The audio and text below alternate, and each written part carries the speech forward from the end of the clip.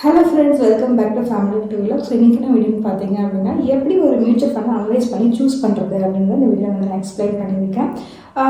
அதாவது என்ன அப்படின்னா, அந்த மியூச்சுவல் ஃபண்ட் உங்களுக்கு எவ்வளோ ரிட்டர்ன்ஸ் தரும், அதில் இன்வெஸ்ட் பண்ணுறதுனால நமக்கு எவ்வளோ ரிஸ்க் ஃபேக்டர்ஸ் இருக்குது அப்படின்றத இந்த வீடியோ சில இண்டிகேட்டர்ஸ் மூலிமா நம்ம பார்க்க போகிறோம். ஸோ இந்த இண்டிகேட்டர்ஸ் உங்களுக்கு தெரிஞ்சுன்னா நீங்கள் எந்த ஃபண்டுக்கு வேணாலும் இதை அப்ளை பண்ணி நீங்கள் ஒரு பெஸ்ட் பெர்ஃபார்மிங் மியூச்சுவல் ஃபண்ட் உங்களால் செலக்ட் பண்ண முடியுங்க. ஸோ அதுக்காக தான் இந்த வீடியோ நான் எடுத்திருக்கேன். ஸோ வீடியோ ஸ்கிப் பண்ணாமல் பாருங்கள், அப்போ தான் உங்களுக்கு புரியும். ஸோ வாங்க வீடியோக்குள்ளே போகலாம். ஸோ இப்போ ஒரு மியூச்சுவல் ஃபண்ட் அனலைஸ் பண்ணுறதுக்கு ஒரு பெஸ்ட் பெர்ஃபார்மிங் மிட் கேப் கேட்டகரியிலேருந்து ஒரு ஃபண்ட் செலக்ட் பண்ணியிருக்கோங்க. ஸோ அது பேர் என்ன பார்த்தீங்க அப்படின்னா, Motilal Oswal mid cap direct growth fund அப்படின்னு சொல்லிட்டு அதோட ஃபண்ட் நேம். இதில் பார்த்தீங்க அப்படின்னா, நீங்கள் டேரக்ட் அப்படின்ற ஒரு வேர்டு பார்க்கலாம். இந்த டேரக்ட்னா மீனிங் என்ன அப்படின்னு இந்த ஃபர்ஸ்ட் பார்ட் 1 வீடியோவில் நான் எக்ஸ்பிளைன் பண்ணியிருக்கேன். ஸோ அந்த வீடியோ பார்த்தா தான் இந்த வீடியோ உங்களுக்கு புரியும். ஸோ அதனால் அந்த வீடியோ பார்த்துட்டு இது பாருங்கள், கண்டிப்பாக புரியும். ஸோ இந்த ஃபண்டு லான்ச் பண்ண டேட் பார்த்தீங்க அப்படின்னா, அதாவது இயர் பார்த்தீங்கன்னா 2014 இந்த லான்ச் பண்ணியிருக்காங்க. இப்போ ஃபார் எக்ஸாம்பிள் இது என்ன கேட்டகரியில் வருது அப்படின்னு பார்த்தீங்க அப்படின்னா, ஈக்விட்டியில் வருது.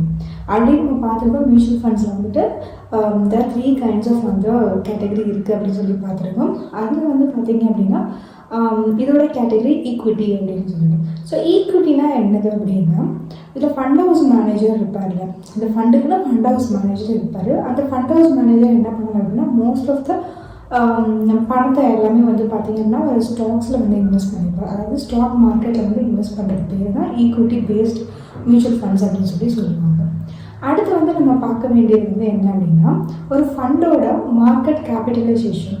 அதாவது இப்போ நீங்கள் for example mutual fund select பண்ணுறீங்க அப்படின்னா, அந்த மார்க்கெட் கேபிட்டலைசேஷன் ரொம்ப முக்கியம். ஸோ இப்போ இந்த ஃபண்டுக்கு எவ்வளோ மார்க்கெட் கேபிட்டலைசேஷன் இருக்குன்னா 30,000 crores இருக்குது. ஸோ இது எதை இம்ப்ளை பண்ணுது, அதாவது எதை டினோட் பண்ணுது அப்படின்னா, இதில் எவ்வளோ இன்வெஸ்டர்ஸ் அவங்க பணத்தை இன்வெஸ்ட் பண்ணியிருக்காங்க அப்படின்றத நீங்கள் டினோட் பண்ணுது. ஸோ இந்த மார்க்கெட் கேபிட்டலைசேஷனுக்கு இன்னொரு பேர் பார்த்தீங்க அப்படின்னா நெட், அதாவது அசெட் அண்டர் மேனேஜ்மெண்ட் அப்படின்னு சொல்லுவோம். அதாவது AUM அப்படின்னு சொல்லிட்டு அசெட் அண்டர் மேனேஜ்மெண்ட் தான் மார்க்கெட் கேபிட்டலைசேஷன் அப்படின்னு சொல்லிட்டு சொல்லுவாங்க. இந்த ஃபண்டுக்கு மார்க்கெட் கேபிட்டலைசேஷன் எவ்வளோ இருக்குன்னு பார்த்தீங்க அப்படின்னா 20,000 crores இருக்குது.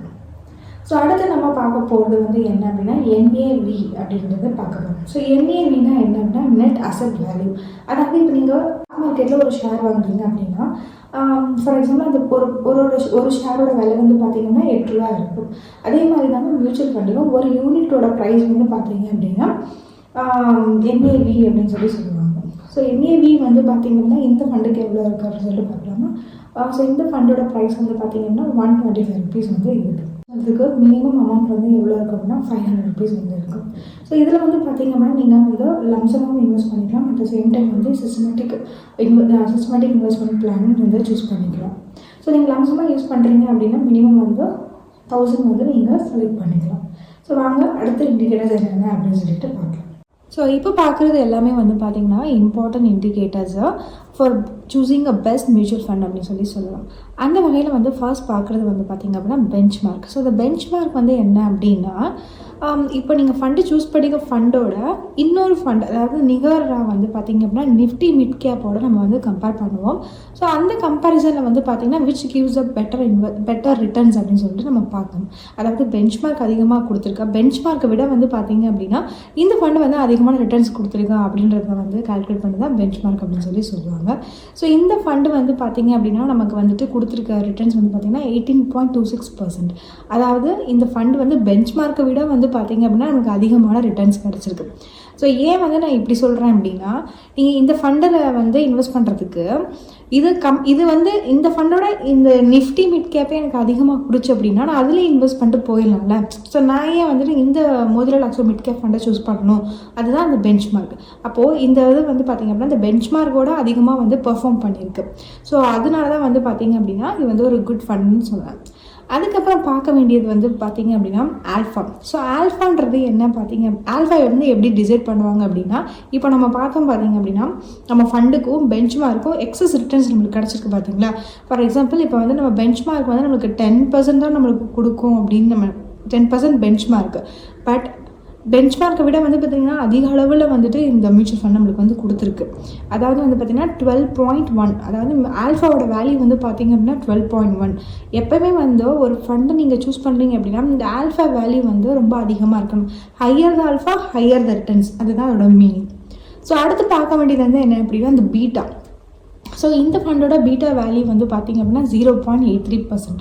ஸோ பீட்டானா என்ன அப்படின்னா இந்த ஃபண்டில் எவ்வளோ ரிஸ்க் இருக்குது அப்படின்றத வந்து ஒரு வேல்யூவாக சொல்கிறது தான் பீட்டா. இப்போ ஃபார் எக்ஸாம்பிள் வந்து பார்த்திங்க அப்படின்னா பீட்டா வந்து = 1 இருக்குது அப்படின்னா, அதாவது பீட்டோட வேல்யூ வந்து 1 இருக்குது அப்படின்னா, இப்போது வந்து மார்க்கெட்டில் வந்து சென்செக்ஸ் வந்துட்டு ஒரு 0.1% வந்து டவுன் ஆகுது அப்படின்னா உங்களோட ஃபண்டு வந்து 0.1% வந்து டவுன் ஆகும். ஸோ அதுதான் வந்துட்டு பீட்டா வேல்யூ, அதாவது relative risk of a mutual fund அப்படின்னு சொல்லிட்டு தான் பீட்டா வந்து கன்சிடர் பண்ணுவாங்க. இப்போ வந்து பார்த்தீங்கன்னா எப்போவுமே பீட்டா வந்து எப்படி நம்ம எடுக்கணும் அப்படின்னா லோயர் த பீட்டா வேல்யூ எடுத்தால் தான் நம்மளுக்கு வந்து லோயர் த ரிஸ்க் இருக்கும். ஓகே, ஃபார் எக்ஸாம்பிள் வந்து இப்போனா இதோட வேல்யூ வந்து பார்த்திங்க அப்படின்னா 0.83%, ரைட்டா? இப்போ என்ன மார்க்கெட் வந்து 1% வந்து எனக்கு டவுன் ஆச்சு அப்படின்னா, பட் என்னோடய ஃபண்டு வந்து எவ்வளோ டவுன் ஆகும் அப்படின்னா 0.83% தான் டவுன் ஆகும். So which is good. அப்போது பீட்டா வேல்யூ எப்போயுமே வந்து லோயராக இருக்க மாதிரி பார்த்துக்கோங்க. ஸோ அதுக்கப்புறம் வந்து பார்க்குறது வந்து பார்த்திங்க அப்படின்னா CAGR. CAGRனால் என்ன அப்படின்னா காம்பவுண்ட் ஆனுவல், G வந்து க்ரோத், R வந்து 1 minute ரேட். ஓகேவா? So compound annual growth rate, அதான் வந்து CAGR அப்படின்னு சொல்லுது. அதாவது வந்து பார்த்திங்க அப்படின்னா ஒரு ஸ்பெசிஃபிக் பீரியட் டைம் வரைக்கும் எவ்வளோ இந்த ஃபண்டு வந்து நம்மளுக்கு ரிட்டர்ன்ஸ் கொடுத்துருக்கு அப்படின்னு சொல்லி தான் கண்டுபிடிக்கிறது. ஸோ இந்த ஃபண்டு வந்து பார்த்திங்கன்னா 2014 லான்ச் பண்ணாங்க அப்படின்னு சொல்லிட்டு நம்ம பார்த்தோம். ஸோ அதிலிருந்து இன்றைக்கு வரைக்கும் எவ்வளோ ரிட்டர்ன்ஸ் கொடுத்துருக்கு அப்படின்னா 26% வந்து கொடுத்துருக்குங்க, விச் இஸ் ஆல்மோஸ்ட் குட் தான் சொல்லுவேன். ஒரு ஃபண்டுக்கு வந்து ஒரு மியூச்சுவல் ஃபண்டை நீங்கள் இன்வெஸ்ட் பண்ணுறீங்க அப்படின்னா நீங்கள் எக்ஸ்பெக்ட் பண்ணுற ரிட்டர்ன்ஸ் வந்து எவ்வளோ இருக்கணும் அப்படின்னா உங்களுக்கு வந்து நம்மளுக்கு மினிமம் வந்து ஒரு 15% இருந்தாலே போதும். அது இட்ஸ் அ குட் ஃபண்டு தான்.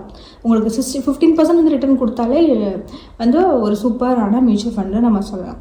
அதுக்கப்புறம் வந்து பார்க்க வேண்டிய வந்து அடுத்த இண்டிகேட்டர் வந்து ரோலிங் ரிட்டர்ன்ஸ் அப்படின்னு சொல்லி சொல்லுவாங்க. ஸோ ரோலிங் ரிட்டர்ன்ஸ்னால் என்ன அப்படின்னா series of returns that measures for a overlapping periods.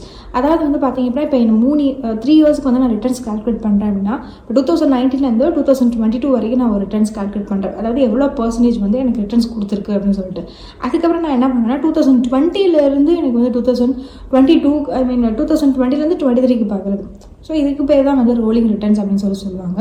So இது வந்து பார்த்தீங்கன்னா ரோலிங் ரிட்டர்ன்ஸ் ஃபார் 10 இயர்ஸ்க்கு வந்து இந்த ஃபண்ட் எவ்வளோ கொடுத்துருக்கு அப்படின்னா 22% வந்து நம்மளுக்கு வந்து கொடுத்துருக்கு.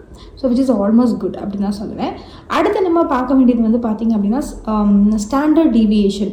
ஸோ ஸ்டாண்டர்ட் டீவியேஷன் வந்து என்ன அப்படின்னா ஸ்டாண்டர்ட் டீவியேஷன் வந்து உங்கள் ஃபண்ட் வந்து எவ்வளோ வாலட்டைலாக இருக்குது அப்படின்ட்டு, அதாவது வந்து மார்க்கெட் அப்படின்னா ரிஸ்கினஸ் அப்படின்னு சொல்லி சொல்லுவாங்க. இப்போ உங்கள் மார்க்கெட்டு கிராஷஸ் அப்படின்னா எவ்வளோ வந்து நமக்கு வந்து டவுன் ஆகும் அப்படின்னு சொல்லிட்டு.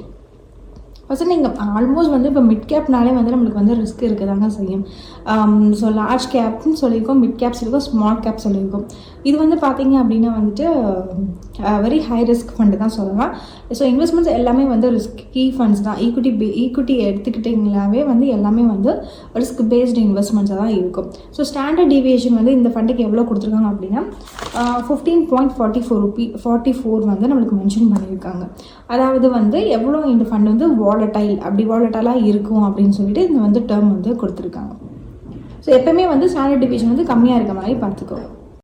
ஸோ இதுதான் இங்கே ரொம்ப இம்பார்ட்டண்ட்டாக. ஏன் நான் அங்கே பார்க்குறேன் அப்படின்னா எனக்கு வந்து அந்த வேல்யூஸ் எல்லாமே நான் எடுத்து வச்சுருக்கேன். ஸோ என்னால் வந்து அதை வந்து மக்கப் பண்ண முடியல. ஸோ அதனால் பார்த்து நான் உங்களுக்கு வந்து சொல்கிறேன்.